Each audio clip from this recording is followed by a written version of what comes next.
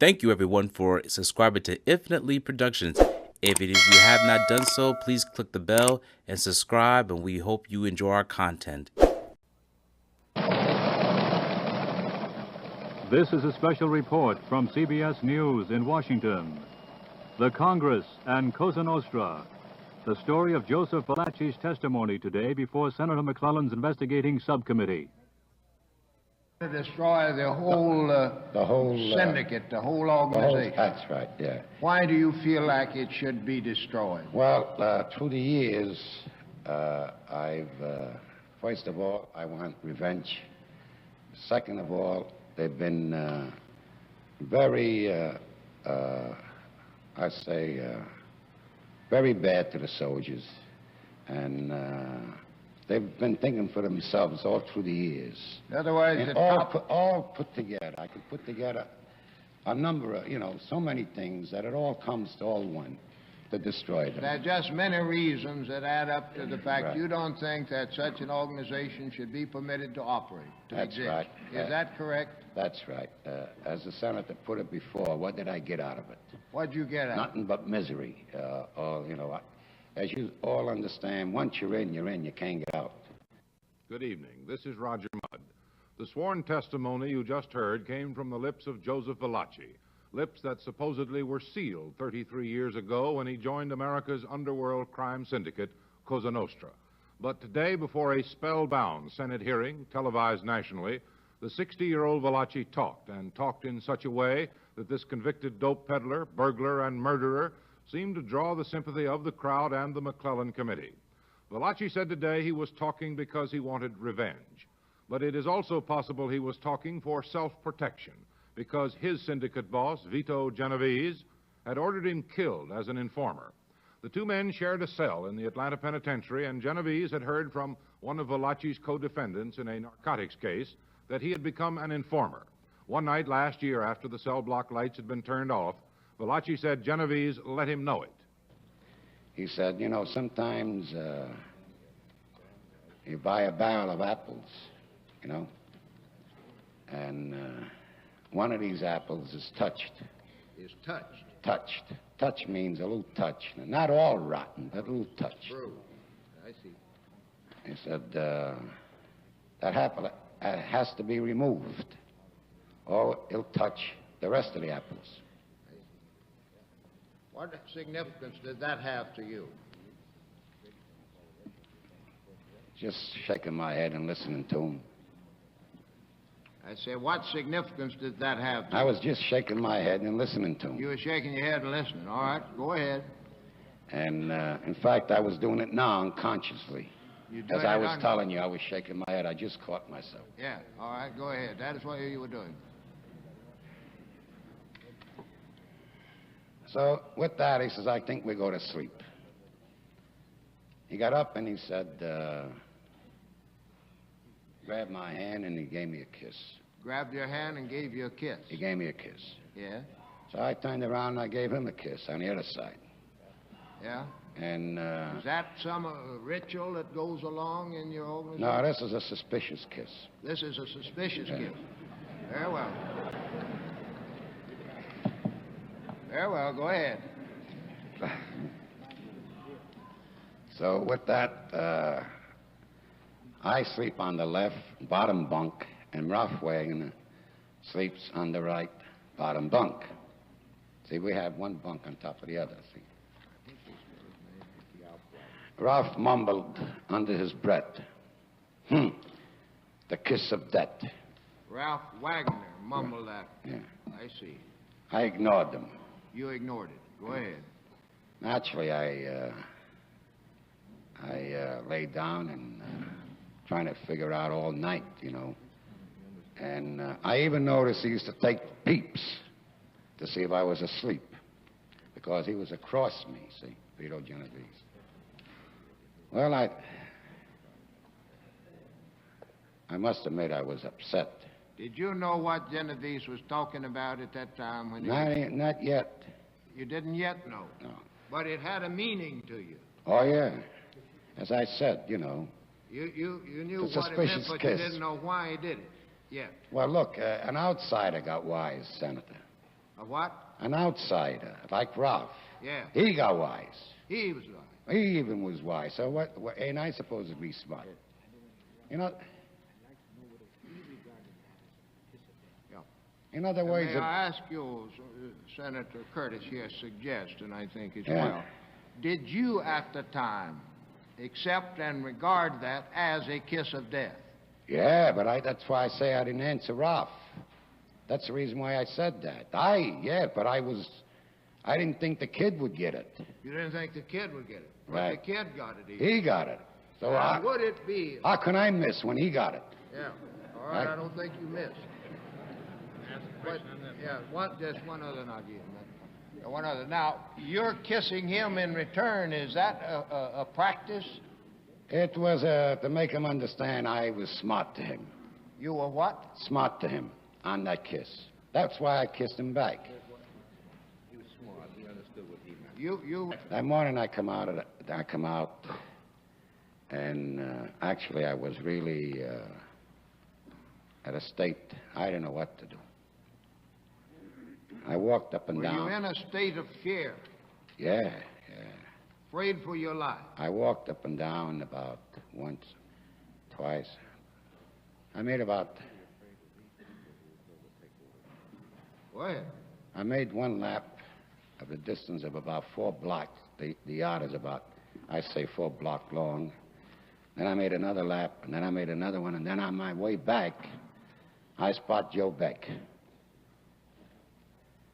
I could have spotted Mike Capola. I could have spotted any one of these guys. Wouldn't have made any difference to me. Well, it happened to be near a construction. And as soon as I saw him, I don't know what I thought I found. Where were you on your way to at the time? Well, I was on my way from walking. Now, I found him in front of me. You found him in front of you? In front of me, yeah. And who was behind you? Well, he was walking with another guy, see? And right away, I saw the pipe. I grabbed the pipe, and I went to wake on Joe Beck. At least, that's what I thought it was. You saw a man you thought was Joe Beck. Right, Right in front of you. right. One of these that you understood were under orders to kill you. Right, right. You honestly believe that they were under orders from Genovese to kill you there in prison? Yes, 100%, Senator. 100%. Yes, So when you saw Joe Beck, who you thought was Joe Beck, in front of you, right. you did what? I hit him on the head with the pipe. And A piece of iron pipe from the construction job there? well, yeah, they were building a new industry at this particular place of the yard, you know, near the end of the ball stand, grandstand. And you hit him with that pipe? Yeah, More than once? about 3 times. About 3 times. Very hard. Very hard. Yeah. Then what did you do? Well, then I saw a couple of guys running towards me, but I didn't know who they were. See, in my excitement, I could see people, but I can't make them, see. You were in a frenzy, I guess, at that time, weren't you? Yeah, I wouldn't know how to explain it, Senator. I could You see don't know how to explain it. Yeah, I could see the people, because I must tell you that as I found out in the hole after, from other inmates, who these 3 people were. You didn't know at that time, though? No, all I know, they were rushing for me, and I rushed for them. I let go of that guy, and I rushed at them, and they rushed back. It went on like that. You started at them with the pipe, they went back. I went at them, yeah. All right, go ahead. In other words, they made about 2 attempts before the officer come over. See? And when the officer come over, he wanted to take the pipe off me. I said, no, you don't get this pipe. I said, I'll walk to the Associated Warden's office, but you don't take this pipe from me. You weren't going to let him take the pipe. Well, I can't tell him there's a couple of guys trying to get me. You didn't have time to tell him that, did I think if I hand him the pipe, them guys may come at me. So every now and then I'm looking behind as I'm walking with the officer. you? You walked on with the officer to where? All The the way- warden's office? All the way to the Associated Warden's office. The Associated Warden's office. Yeah. And then what happened about him telling you who you had actually assaulted? He showed me a picture. He showed you a picture. That is the Associate Warden? Yes, I still don't remember his name. A picture he showed me, I think it was Not a cup by a first picture he showed me. I said to him, who's this? He says, that's the guy you intended to hit. I know, he says, that's the guy you hit. That's the guy you hit, the first picture he showed. And then he showed me another picture. He took that away, he said, and this is the guy you intended to hit. Well, is that when you first knew that you had hit the wrong man? Yes, Senator. You could imagine how I felt. I told him, just lock me up after that. You what? I told him, lock me up after that. I sank in a chair, you know. You what? I sank in a chair, you know. I slumped in a chair. You slumped in the chair. Yeah. Senator McIntyre? Joe, in view of all these disclosures to the FBI and the justice that you've made, how safe do you feel? The way I am now. Right now. How safe do you feel? Now? At this moment, I feel fine. How would you feel if you went back to prison? I'll have to protect myself again, Senator. I'd have to kill or be killed again. Would it be, If you notice, Senator, I wouldn't say they'd kill me. I'll always fight back, Senator, if I go in prison. would it be fair to say that if you went back to prison that you'd be a dead man? If they got at me, I wouldn't be in there 5 minutes, Senator. Is it usually possible for the organization to kill somebody when they're in prison? They want to? The truth? Yes. No. I think he went a little too far, Vito Genovese, in this case. It was at this point, apparently, when Valachi thought Genovese had gone too far, that he decided to sing for protection. An FBI agent was assigned to him full time, and the Justice Department began filling in the blanks on its chart of Cosa Nostra. This is Valachi's great value, says the department. He is the first member of Cosa Nostra publicly to confirm its existence. Senator McClellan is the questioner. May I ask at this time, I don't care to go in details now, but when did you become a member of this organization? 1930. In 1930. What is the name of it? It is Cosa Nostra in Italian. Cosa Nostra in Italian. Our thing and our family in English. Our thing and our family in English. We'll come back to that later, but that is an organization, is it? Yes. That requires absolute obedience. Yes. And conformity to its policy as handed down by those in authority. Yes. Is that correct? Yes.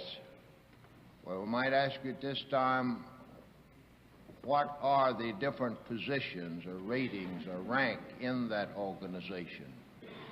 Starting at the top, what do you have? Well, we have what we call argumentación. That's sort of like in English you would express it as a commission. And then we have... That is, as of now, you have the commission. But in the past, when the time you joined it, what did you have? Well, they used to have what we call the boss of all bosses. The boss of all bosses. All right. And we had the individual bosses of the individual family. Then we had an underboss. Then we have what we call a cabrigine, which is a lieutenant. And we had what we call soldiers. Soldiers? Soldiers. Are they also called button men? Well, on the outside, they call them button men. So On the outside, but in the organization, they're called soldiers. Right. So you had the boss of all bosses, then the boss of a family, then the underboss of a family, and then the lieutenants. No. I meant to say, you want that in Italian, too? Well, yeah. Usottagaba is the expression of the underboss. All right, what is the expression of the lieutenant? Cabrigine. All right, now what's the expression of the button men or soldiers? Soldiers. Just soldiers. Just soldiers, amongst our own So organization. those were the ranks or levels in the organization. Yes. You say now, however, there is a commission. Does it now have a boss of all bosses? No, no more boss of all boss. They have what you call a consigliere. A consigliere. A consigliere is like, we put it, I put it to you this way. Charlie Luciano, Charlie Lucky put it in effect, a member of 6 to protect the soldiers. Because if a lieutenant in the old days had it in for a soldier, or he want to pick on the soldier, he could, you know, he would make up stories.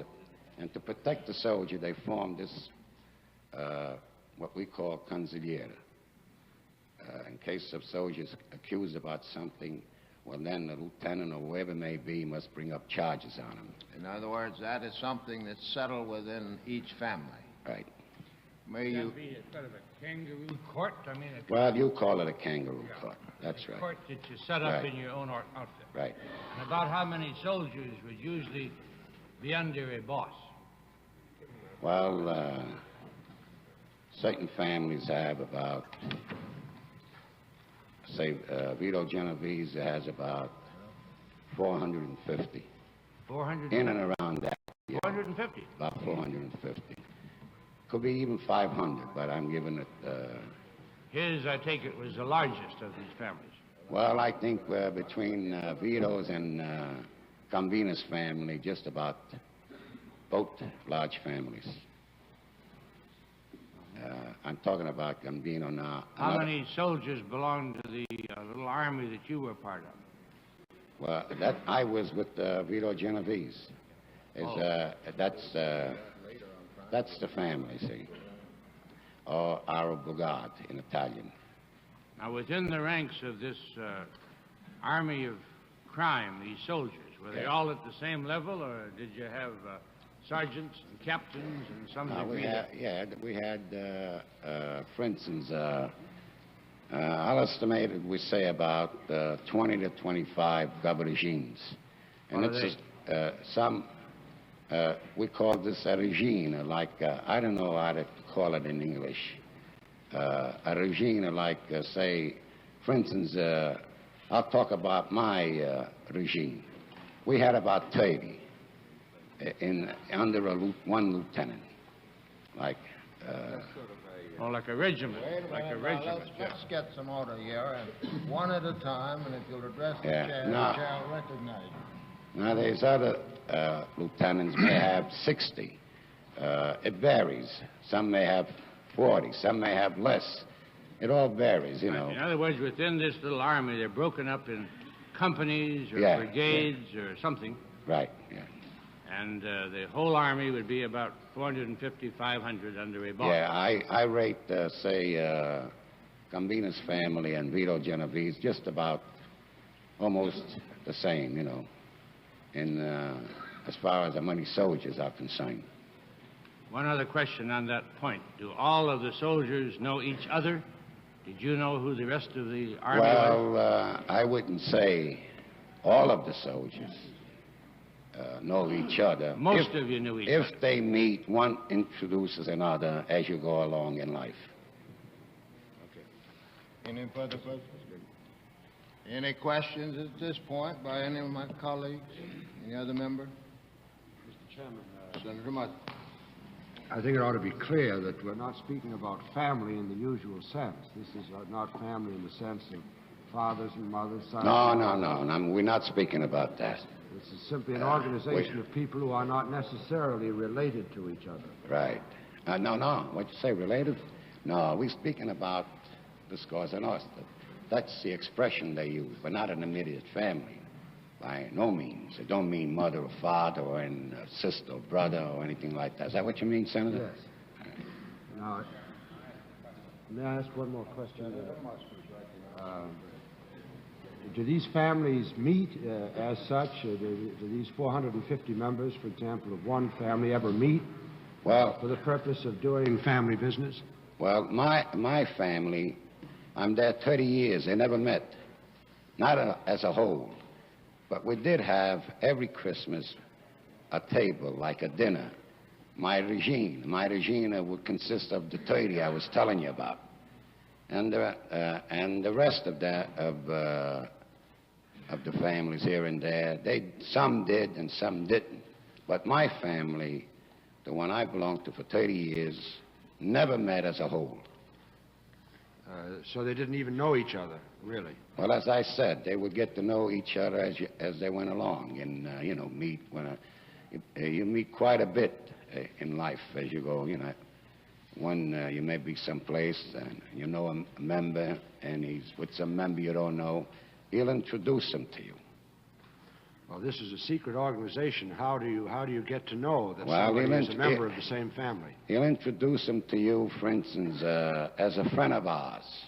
That means a member. Now, if he happens to be with someone that isn't a friend of ours, he would just simply say, meet a friend of mine, which means nothing. That's the code between us. So there was a code that enabled you to identify other members of the family? Yes. Did you do anything for the family at all in this time, or did they just do things for you? Just go out, kill for them. You'd go out what? Kill for them. And you will tell us, in other words, when they asked you to do something like that, you will tell us about that later in the hearing, I gather. Is that correct? And that's the only thing you did for them. That was the only relationship. Is that right?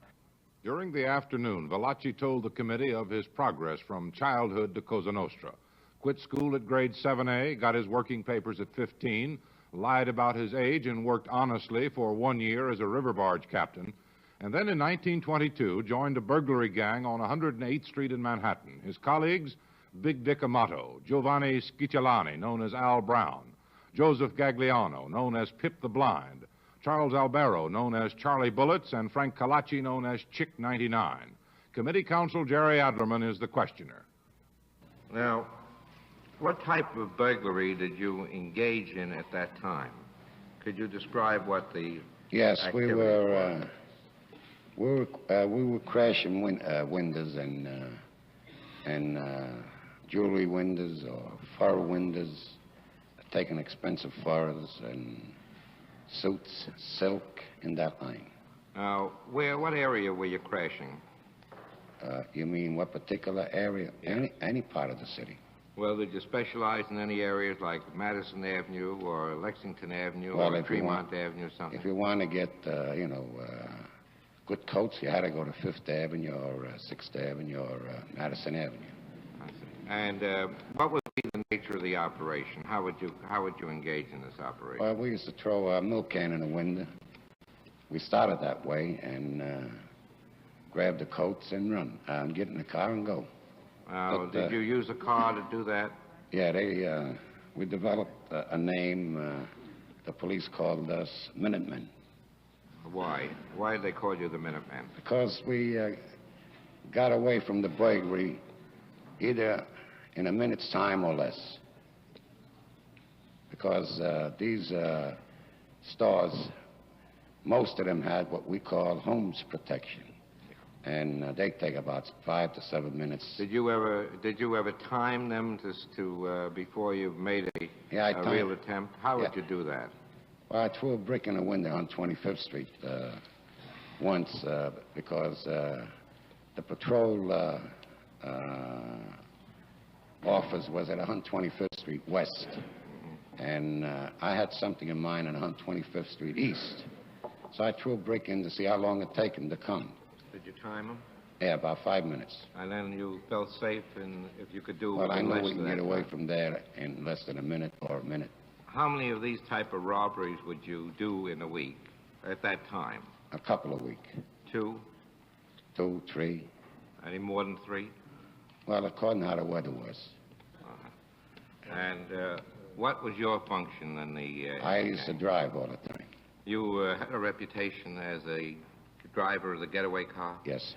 And did you have your car specially equipped in any way? I used to get a special pinion gear for second speed. Just second speed.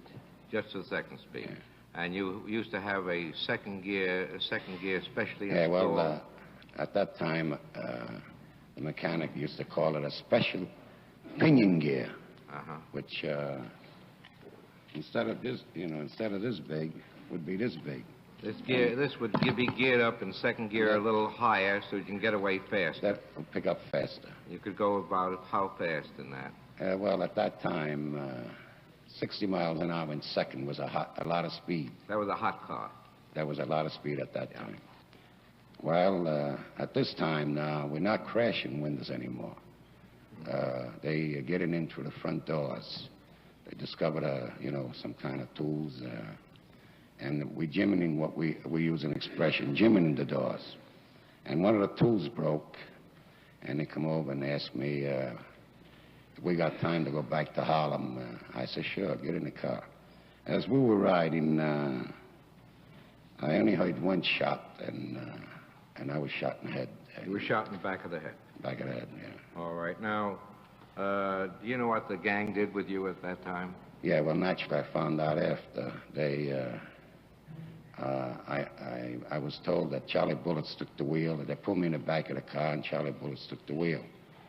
And they placed me in a street at 114th Street, Pleasant Avenue. And they fired about 5, 6 shots in the air. What was the purpose of firing these shots? Well, this way, when they picked me up, and the authorities would feel that I was shot in 114th Street. In other words, they pretended to shoot. They shot 6 bullets or 6 shots in the air, yeah. And then they felt that the authorities would feel that somebody tried to rub you out or kill you. Was that the idea? And this way would take the attraction away from 174th Street and St. Nicholas Avenue. I see.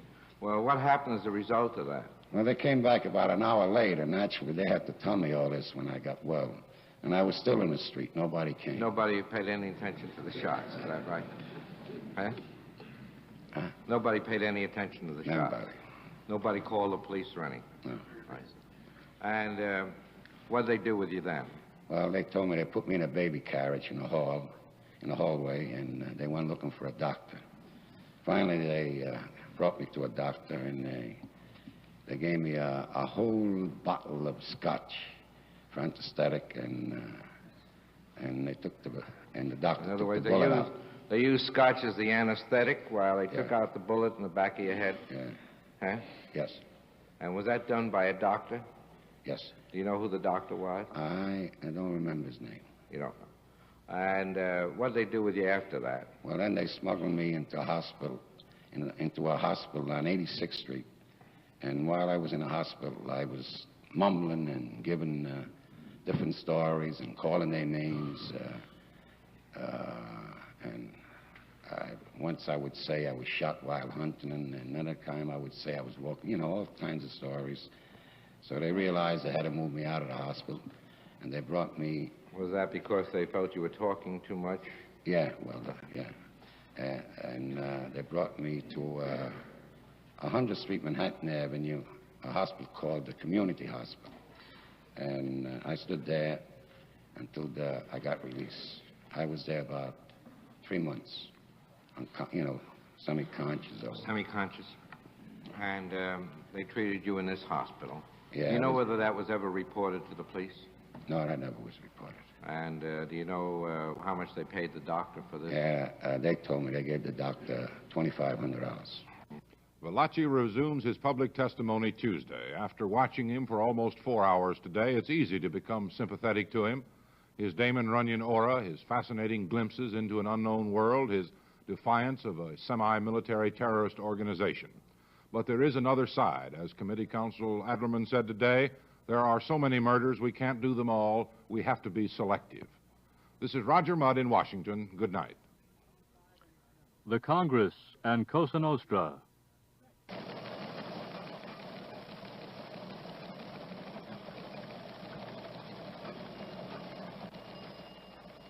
This program was on edited videotape. This has been a special report from CBS News. This is the CBS Television Network.